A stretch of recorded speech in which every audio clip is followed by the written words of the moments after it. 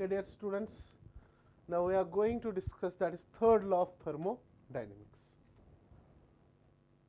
Third law of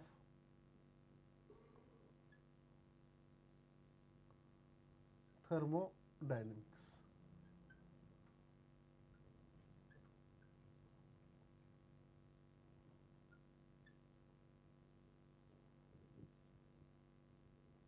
third law of thermodynamics हम discuss करने जाएंगे. एक्चुअली अगर हम यहाँ पर देखेंगे, this third law of thermodynamics was given by Richards,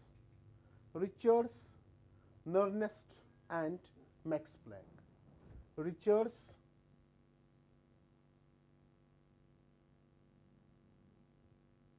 Nernst and Max Planck.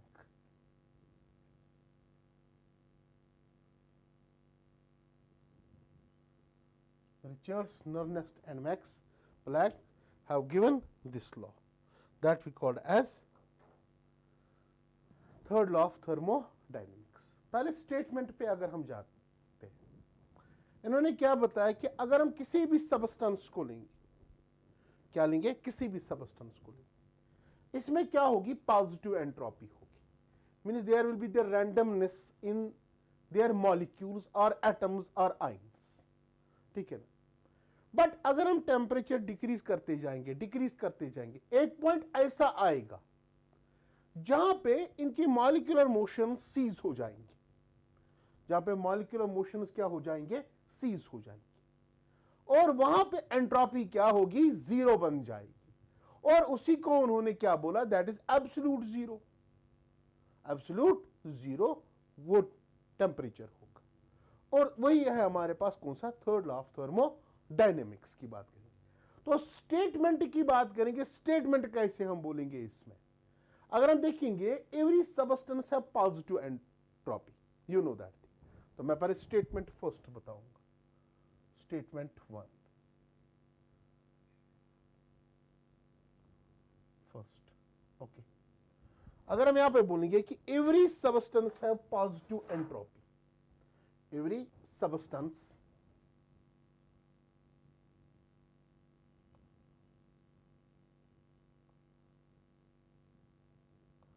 has positive entropy. Positive entropy. Okay. Every substance has positive entropy, but at absolute zero temperature. But at absolute zero temperature. But at absolute zero temperature. Entropy of the substance may become equal to zero. Entropy of the substance may become equal to zero. Entropy of a substance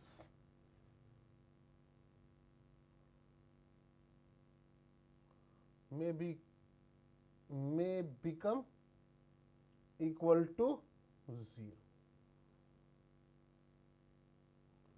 May become equivalent to zero, as it does in pure crystalline form. As it does in pure crystalline solids. As it does in pure crystalline solids. That is statement number one. अगर हम state number two की बात करेंगे, state number two क्या बोलता है हमें, statement number two,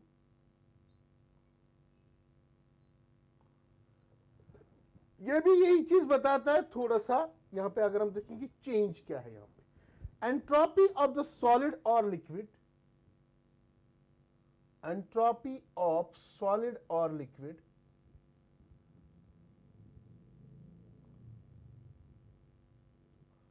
entropy of solid or liquid at absolute zero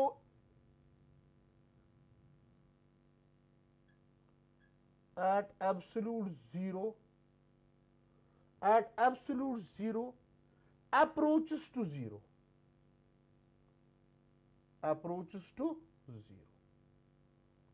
तो अगर हम मैथमेटिकली इस चीज को यहां पे देखेंगे, अगर आप limit T tending to 0 kelvin, T temperature है, limit of T tending to 0 kelvin, यहां पे entropy S tending to 0, entropy S tending to 0। तो ये mathematical version of that is third law of thermodynamics है। ओके, क्यों ना हम इस डिस्कशन को आगे बढ़ाएं। सपोज मैं क्या करता हूं कि let us take 1 mole of 1 mole means n is equal to 1, याद रखना 1 mole of solid substance,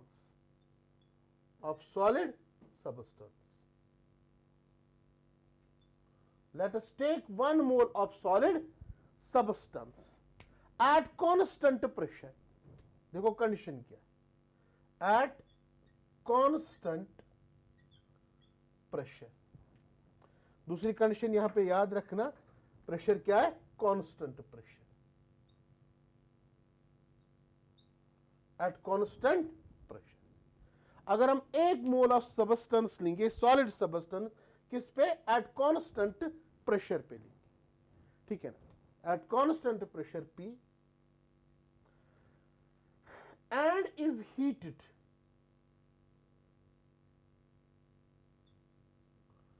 from 0 Kelvin to T Kelvin, from 0 Kelvin to T Kelvin, below its melting point,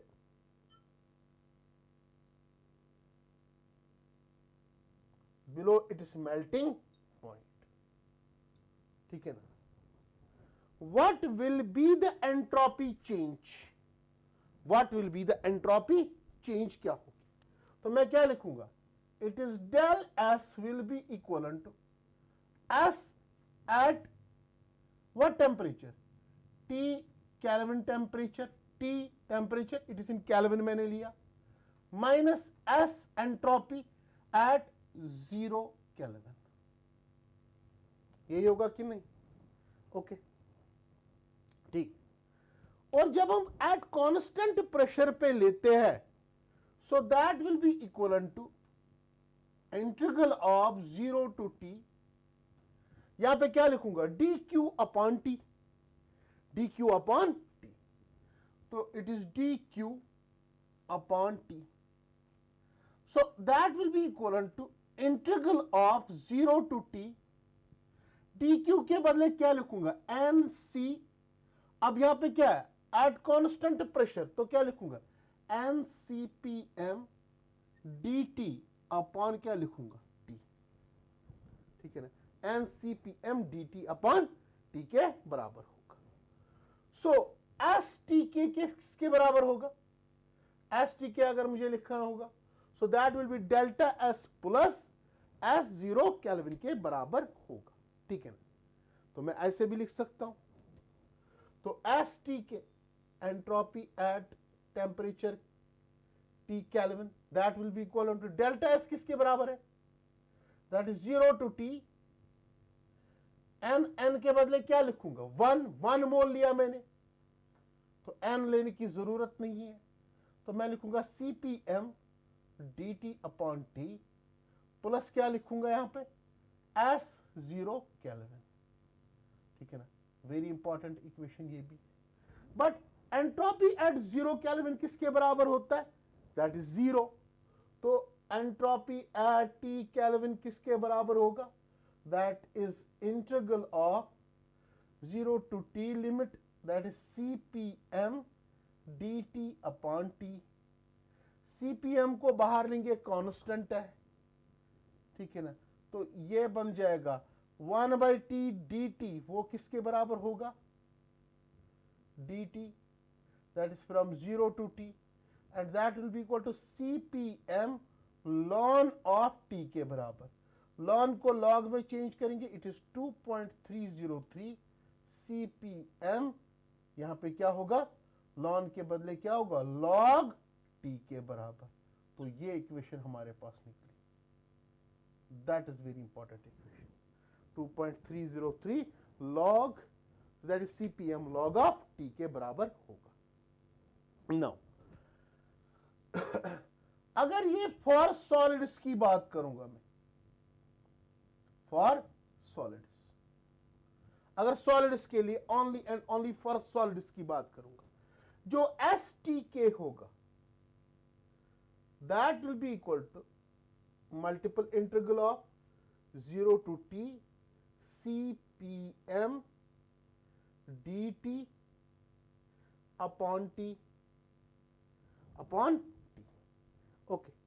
but 0 to t याद रखना, ये होगा for solids, ठीक है ना।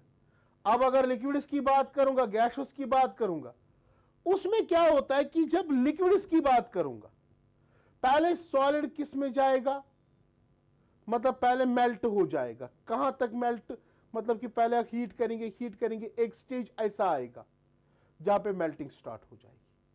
अब मेल्टिंग के बाद फेज ट्रांजिशन हुआ। क्या हुआ? Phase transition. फेज ट्रांजिशन के बाद फिर से हमने हीट करना है अप टूवर्ड बॉइलिंग पॉइंट तक। बॉइलर नहीं होना चाहिए, ठीक है ना।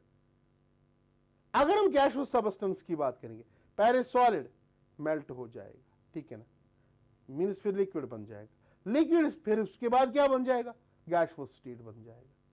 तो कॉम्प्लिकेटेड इक्वेशंस है, ठीक है ना। तो यहां पे याद रखना, ये जो अपर टेम्परेचर आप लोगे, ये वहां तक लेना है जहां तक फेज ट्रांजिशन ना हो। जब फेज ट्रांजिशन मतलब कि अप टू पीक मींस उसके बाद अगर T+1 करूंगा या T+0.1 करूंगा, वहां पे क्या हो जाएगी? Phase transition. मींस उसके बिलो, इसीलिए मैंने लिखा यहां पे, ठीक है ना। At constant pressure and is heated to 0 kelvin to T kelvin below it is melting point. अगर मैं सॉलिड, ठीक है ना, फिर अगर उसको हम क्या चेंज करेंगे? लिक्विड में। लिक्विड को किस में? गैसियस स्टेट में। इक्वेशंस बदल जाएंगी। पहले मैंने क्या लिखा? Only solids. अभी मैं आपको यहां पे बताऊंगा फॉर लिक्विड्स क्या हम कर सकते हैं, कि कैसे हम that is change in entropy निकाल सकते हैं, ठीक है ना। एंट्रोपी कैसे निकालेंगे, टू बी कंटिन्यूड। नाउ अगर हम लिक्विड की बात करेंगे, किसकी बात करेंगे? Liquid. For liquids, for liquids हम निकालना चाहेंगे इसका, that is STK, ST in kelvin, that is entropy at T kelvin temperature पे। तो पहले क्या होगा? 0 to T, यहां पे कहां पे? T मेल्टिंग पॉइंट तक। कहां पे? मेल्टिंग पॉइंट तक, ठीक है ना। T मेल्टिंग पॉइंट, क्योंकि पहला सॉलिड होगा ना, ठीक है ना, तो पहले सॉलिड होगा। T मेल्टिंग पॉइंट तक क्या हम बोलेंगे? दैट इज CPM सॉलिड का dt अपॉन T।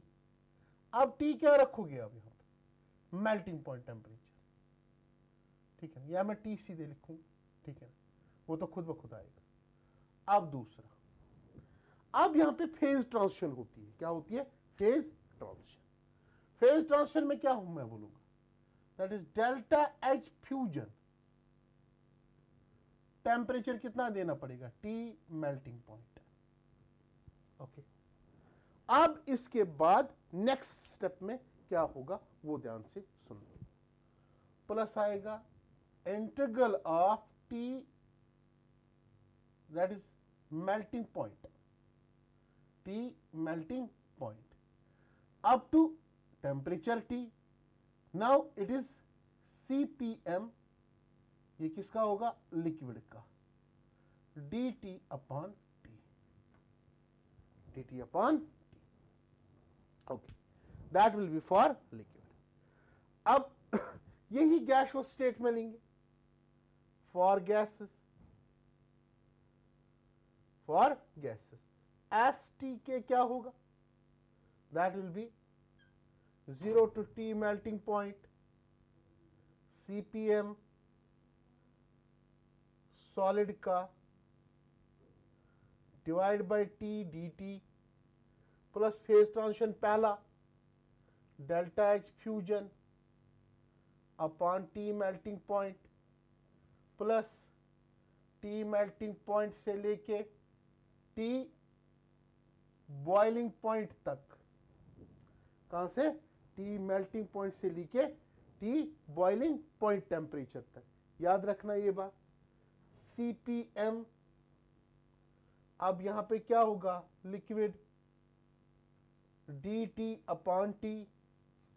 फिर से और एक फेज ट्रांजिशन होगा, लिक्विड किस में चेंज हो जाएगा? वेपर्स में।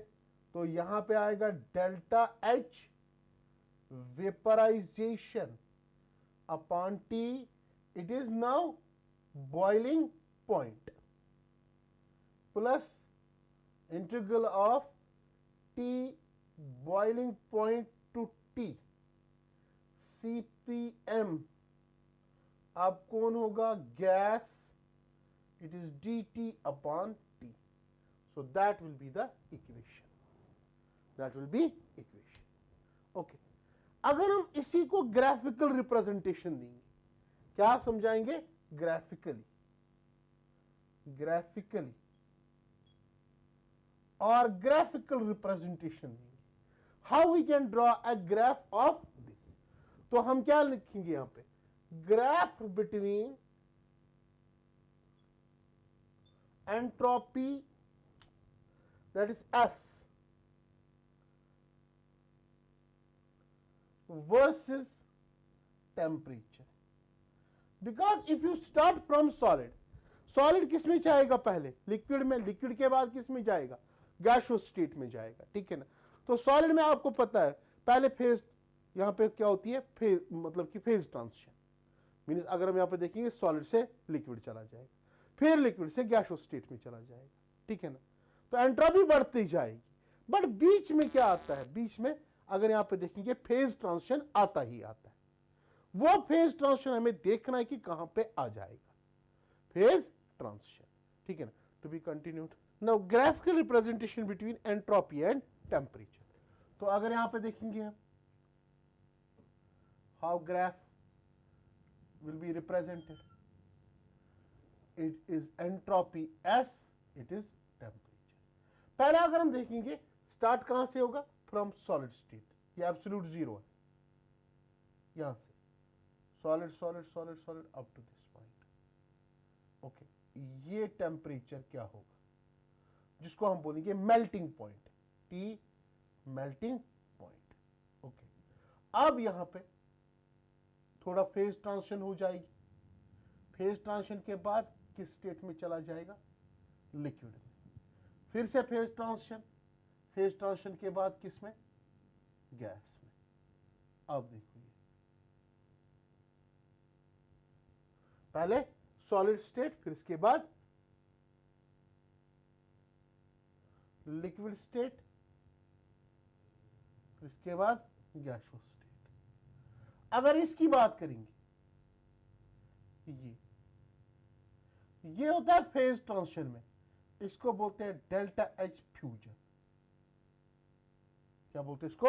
Delta H fusion. ओके, और जब लिक्विड गैस उसमें चला जाएगा, ये जो अमाउंट ऑफ एनर्जी होती है, इसको बोलते हैं delta H vaporization. Delta H fusion and delta H vaporisation.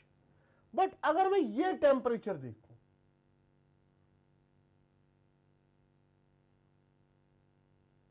इसको क्या बोलेंगे? T boiling point, T boiling point इसको बोलेंगे, ठीक है ना। तो यहां पे अगर हम देखेंगे, पहले सॉलिड, यहां पे फेज ट्रांजिशन हो रही है, फिर लिक्विड, लिक्विड के बाद फिर इसके बाद फेज ट्रांजिशन होके गैसियस स्टेट में चला जाता है, ठीक है ना।